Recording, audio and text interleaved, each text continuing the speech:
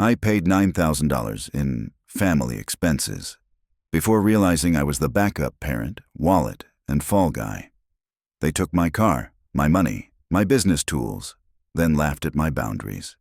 I didn't raise my voice. I raised a spreadsheet. What followed? Cold texts, guilt trips, and the first true taste of freedom. Stick around for the full story. Don't forget to like, subscribe, and drop your thoughts in the comments. Hi, I'm Wade, 26, and this is the story of how I stopped being the family ATM, the fix-it guy, the reliable background character, and finally became the person who said no, once, clearly, and never looked back. It started with a chicken. Specifically, the roasted chicken at my grandparents' house the Saturday everything snapped. I'd arrived in a taxi, hands full of sample boxes, glitter still clinging to my scalp from a batch of snowflake ornaments that shed like nervous cats.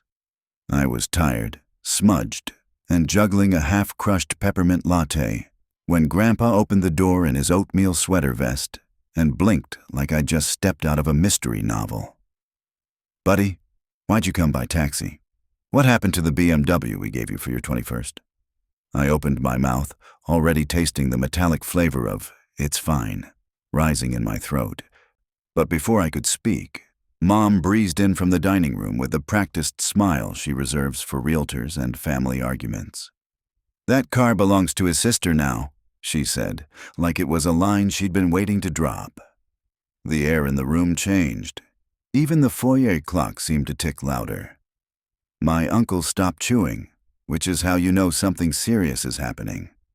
Grandpa just stared, eyes flicking between Mom and me, like he was trying to figure out which one of us was lying. "To who?" he asked, even though he'd heard perfectly well. "To Bree," Mom repeated, like it was obvious. "You know how hard she works. Wade hardly drives. He just paints little balls." She actually laughed, like it was cute. My uncle snorted. Bree peeked in from the hallway with her ring-light eyes and a reusable straw sticking out of her emotional support tumbler. "It's just logistics," she chirped. "I have meetings." I was frozen on the threshold, wondering if I should set the boxes down or just use them to barricade the door. Grandpa patted my shoulder. "Come in, son," he said, his voice warm but sharper than usual. We sat down at the table, surrounded by soft rolls and peas and a turkey centerpiece that looked like it had been through war. He didn't yell. He didn't even raise his voice. But with the calm of a man who once talked a roofer down $800 with just a look, he folded his napkin and asked, "When did the car start belonging to your sister?" Mom's tone was instant warning. "Dad." He didn't flinch. "Let the boy speak." And for the first time in a long time, I did. The word, "I don't know," came out of me before I had time to sand it down. And it was true. I didn't know when the car, my car, bought by Grandpa for my business, had slipped sideways into Bree's possession like a slow landslide. No one stopped. It had happened the way most things do in our family, quietly, diplomatically, dressed in "for the greater good" language. At first, it was just Bree needing a ride to a collab across town. Then it was just for the weekend. Then Mom asked if they could use my business debit card for a tiny ad spend to boost family awareness. "Marketing helps everyone, sweetheart." She asked for logins. "So I can support you?" I said yes, because in our family, no sounds like betrayal. You say no, and suddenly the group chat goes dead. Aunt Karen passive-aggressively leaves a voicemail about gratitude. Bree posts a quote about support systems with a tearful selfie. And Mom looks at you like you've kicked a puppy made of dreams. I was 21. I was still getting paint under my nails and living off freezer burritos.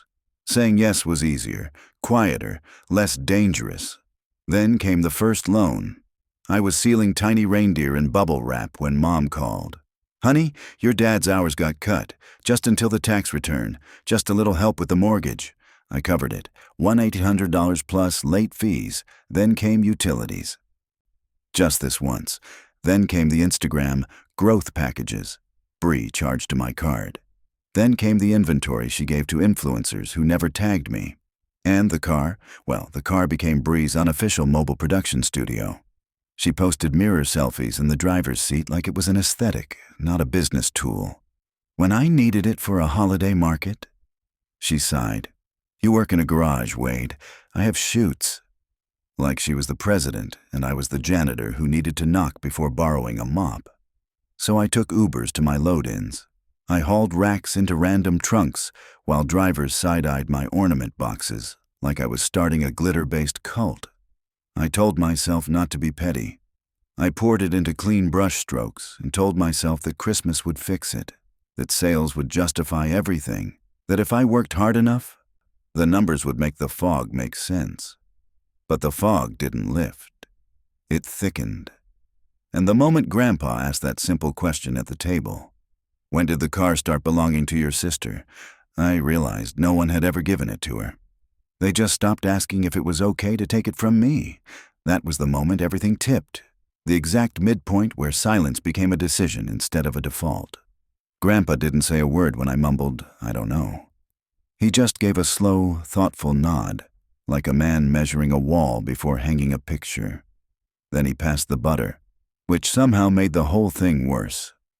After dinner, I helped clear the table like always. I stacked plates while Mom recited family business plans like a weather forecast I couldn't change. Bree scrolled. Dad disappeared the way he always does, physically present, spiritually evacuated. And Grandpa, he stood at the sink, drying the same plate for 3 solid minutes. The next morning, the group chat renamed itself Holiday Strategy. It had a color-coded spreadsheet attached. There were percentages, charts. It looked like a ransom note written by someone who'd watched one TED Talk on branding. Family booth this year, Mom announced. Bry Films, we produce. Dad manages logistics. Profit split 60% BRI marketing, 20% family fund, house bills, 20% Wade. Materials. I stared at that line like it had personally insulted my tax ID number. 20% of my own product. To the guy who paints them, designs them, packs them, ships them. I replied, no, my booth, my products. I'll pay for help. I'm not giving 80% away. Mom shot back instantly. Ungrateful. Your grandfather gave that car to our family. We decide what's best. Then Bry added, also, I need the Square reader again. It's already connected to my wallet. Easier for everyone. Easier for everyone except me. That night I didn't argue. I didn't beg. I didn't call a family meeting. I opened a new tab and started a spreadsheet titled, Everything I've Paid For. I listed mortgage transfers, utility bills, gas for a car I didn't have, Instagram ad charges I never approved, inventory gifted to influencers who forgot we existed, refunds for custom orders Bree promised without telling me. When I saw the total, $8,742.19, I didn't cry. I felt like I'd been dared by the number. That's when it clicked. I could either keep being their bank or I could be a business. I couldn't be both. So I called Grandpa. I need advice, I said. My voice cracked like an old door. He didn't ask questions. Come over, he said. And when I got there, there was a yellow legal pad already on the table, a pen beside it, coffee brewing. Tell me what you owe, he said, and what they owe you. So I did. Grandpa didn't blink at the number. He looked at the spreadsheet like it was a map to somewhere he'd already walked. Each row, a memory. He didn't interrupt. Just made a quiet tick mark for every $100 with the same focus he used when lining up picture frames in the hallway. When I finished, I felt hollow and wired, like I'd just confessed something shameful. He slid the pad aside. You've been subsidizing their lifestyle, he said, plain as weather. They're calling it love to make it go down smooth. I felt something in me unclench. I didn't realize how badly I needed someone to name it. I wasn't crazy. I wasn't bitter. I wasn't a bad brother. I'd just been giving and giving to people who took my silence as permission. He poured coffee into 2 chipped mugs and said the sentence that lit the fuse. Okay, here's what we do. That night, I went full firewall. Every password changed. Every account locked down. Every device linked to my Square, my inventory app. My business email unlinked. I closed the shared account Mom had forgotten I could access. It was still under my name. Her idea for tax efficiency. I pulled out all but a few dollars and closed it. Then I drafted a PDF, clean, labeled, time-stamped, titled Record of Transfers, Unauthorized Charges, and Inventory Losses. At the top, total due, $8,742.19. Then I wrote a single message in holiday strategy and copied it to Hearth and Home.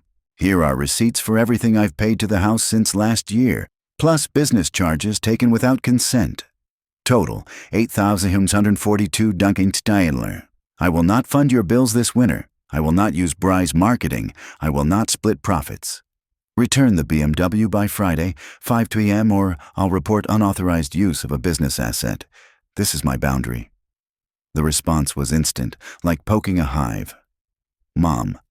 Threats to your own mother. Shame. Bree. Over a car? Grow up. Dad. Let's calm down. I didn't reply. Instead, I drove Grandpa's old Ford to the shop and painted until 3 in the morning. That night, I made 2 new booth signs. Custom name ornaments, cash, card, Venmo family discount suspended. Taping up that second sign hurt. It also felt like setting a bone that had been out of place for too long. On Friday, I watched the clock like a courtroom bailiff. 5:01 p.m. came. No car. At 5:23, still nothing. At 5:26, I clicked Report Vehicle Misuse with my insurer and emailed the PDF to the whole family, plus my aunt, who's a paralegal, and Grandpa, who'd asked for a copy for business records. At 7:11 p.m., the BMW pulled into the lot. Bree got out like she was doing me a favor. She tossed the keys onto the pavement like gum she didn't want to touch anymore. The tank's low, she said. I needed it. There was a new scratch along the back passenger door. I took pictures. I didn't say a word. She ordered an Uber and left. The parking lot was quiet. My sign flapped in the wind like applause from the universe. I leaned my forehead against the car roof. It was cold and familiar. For a second, I shook. Relief, rage, grief. Something older than all of them. Then my phone buzzed. Grandpa. Proud of you. Come by tomorrow. The next morning, I opened the market stall before sunrise. December markets are brutal in the way that builds character. Your fingers ache before you finish unzipping the first crate. Your breath fogs so thick you could sculpt it, and every smile you give customers feels like it might chip your face off. But that morning, something felt different. I was lighter. Not emotionally. I was still a tangled ball of nerves and sleep deprivation, but somewhere in the marrow of me, I'd put down a box I didn't know I'd been carrying. The quiet hum in my chest, that was freedom. Or maybe it was just blood circulating now that no one was draining me dry. At 9 a.m. sharp, Grandpa showed up in his wool coat with the brown leather buttons, the one that smells like cedar and mint gum.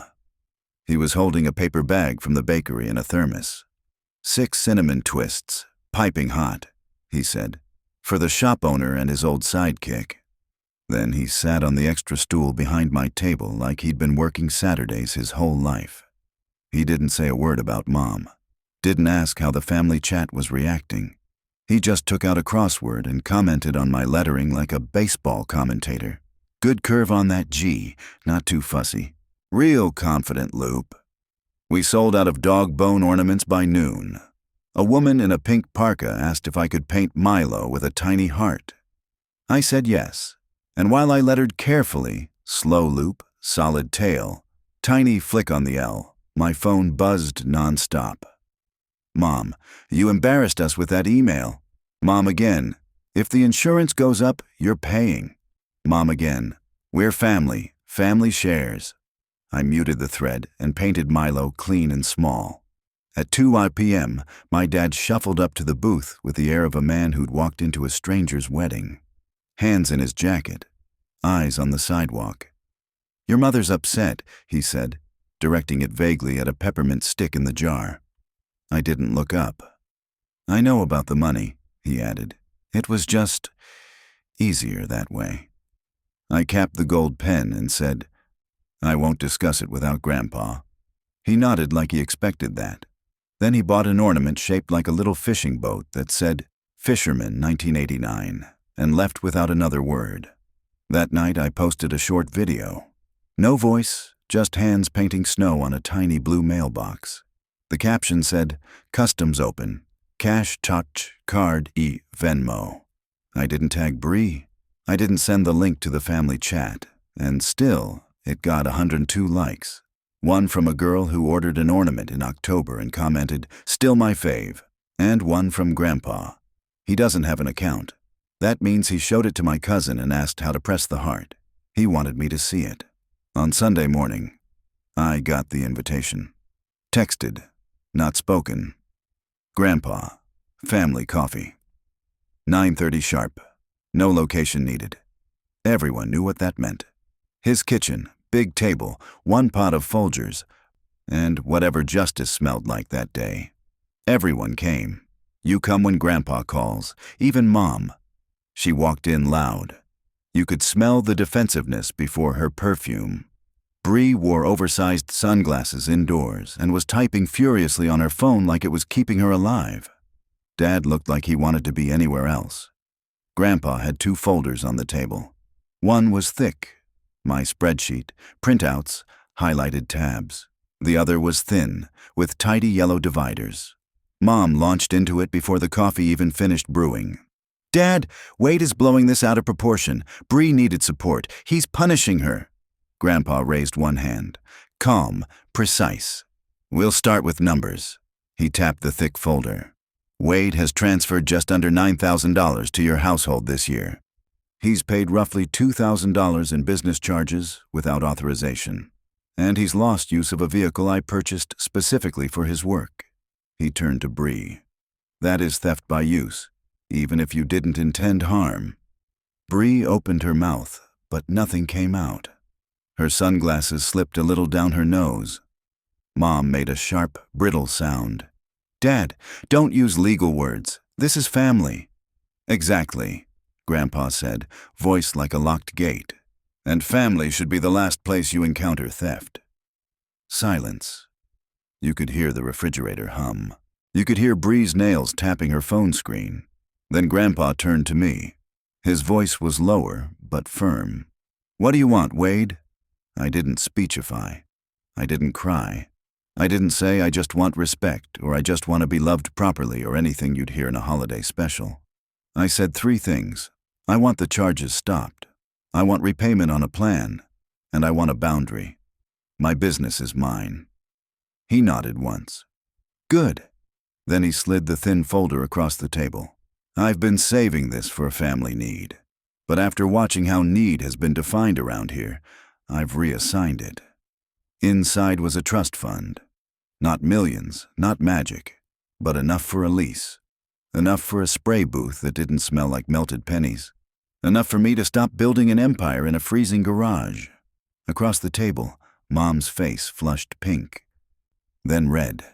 Then that deep magenta she only hits when someone takes away her narrative. "You can't reward this tantrum," she snapped. "You're encouraging selfishness." Grandpa's voice stayed kind, but he didn't flinch. "I'm encouraging work," he said. "And boundaries." Dad tried to play referee. "Maybe once things settle," he offered carefully, "Wade could contribute again, help out, just less." "No," I said. The word was so simple, 1 syllable, but it dropped like a boulder into the middle of the table. "I won't fund the house. If you need help, I'll bring groceries when I can, but that's where it ends." Mom's mouth actually fell open. Then, slowly, she pointed at me like she was choosing a suspect in a crime lineup. "You owe us. We raised you. We gave you that car. We built your life." "You raised me to be useful," I said. "I'm choosing to be respected." That landed hard. Mom went silent, not defeated, but stunned, like she couldn't figure out which part of the script we were on anymore. Then Bree's voice came in, unexpectedly small. So where does that leave me? She was looking at her lap, thumbs whirring the string on her hoodie. I was counting on, collabs. If you cut me out, my engagement... Grandpa didn't yell. He didn't scold. He just said the thing that broke the spell. If your brand needs your brother's money to exist, he said gently, then it isn't a brand. It's dependence. Bree looked like she might cry, then got mad at herself for almost crying. Her voice hardened. Whatever, I'll figure it out. I hope you do, I said. And I meant it. Not bitter, not smug, just clean. I hoped she did figure it out. I hoped she built something real. But I wasn't going to be the scaffolding anymore. There was no big group hug, no full circle forgiveness moment, no string section. We just left. I took the folder and went back to my workshop. That night I sat on the cold floor with a measuring tape and traced out a plan, a real one, with shelf space, sign dimensions, and a checklist that included hire help and buy a proper heater, instead of figure out how to survive Christmas. By Thursday, I'd signed a lease on a corner unit in a strip of forgotten storefronts with wide windows that caught morning light like magic. The windows opened inward for cleaning, one of those weird small features that made me emotional for no reason. I moved racks and boxes at night, solo, until my neighbor, a night shift nurse with kind eyes and zero boundaries, caught me dragging a folding table alone and said, "Absolutely not." She refused cash. I made her a custom ornament that said, "Best Neighbor 2025, glitter optional." I printed a new sign for the front glass, Wade Works Ornaments. Store hours, 2 Sat 9 to 6, custom orders welcome, and I posted exactly one video. My hands only, painting a tiny blue mailbox with falling snow. No face, no branding jargon. Just steady strokes, a looped L, a dot of white for snow. It got 137 likes, and one from Grandpa. He doesn't have an account, but I know what it took to press that little heart. I know what it meant. January was quiet. Not empty, just still, like the air after a storm when things haven't healed yet. But at least they've stopped bleeding. In the shop, the heater hummed. Jess, the high schooler I hired part-time, showed up every afternoon with earbuds and no patience for clutter. "Your display looks like a dad's bookshelf," she said once. "Is that an insult or advice?" "Both." She was sharp, efficient, funny. She reminded me that work doesn't have to feel like penance. Mom still sends messages. "Family dinner, bring ornaments, I don't go." I reply, "Can't." Shop hours. She sometimes leaves a thumbs down, sometimes nothing. I let it sit. Dad came in twice, bought the same ornament both times, Fisherman, 1989. He said, "Your grandpa's proud." Then added, almost quietly, "You did right." Bree posted a rebrand video in February. Lifestyle, thrifting tips, soft lighting. She never asked for blanks again. She came into the shop once, bought a tiny camera ornament, paid full price. We didn't hug. We didn't argue. It felt like a beginning. Customers told me their own stories while I painted names. A nurse who stopped paying her brother's tickets. A guy who took back his truck from a freeloading cousin. A grandmother who said no to being the holiday ATM. They left lighter. The ornaments didn't weigh much. What they meant did. One Tuesday, Grandpa sat in the back with his crossword and said, "Work is long, but honest. That beats applause." He was right. I used to think love looked like yes. Yes, I'll pay. Yes, take my car. Yes, drain my account, my energy, my silence. Now I think love looks like this. A list, a chair beside you, a cup of coffee. Someone who listens while you figure out what you can and can't give. I'm Wade. I make small, breakable things that somehow last. I will help, when I can, with both hands. But I won't be anyone's bank. I won't fund the version of me they prefer. A quiet man with paint under his nails and no boundaries.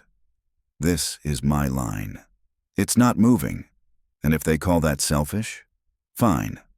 I like what my no has bought me better. Quiet, steady hands, and a life that finally feels like it's mine.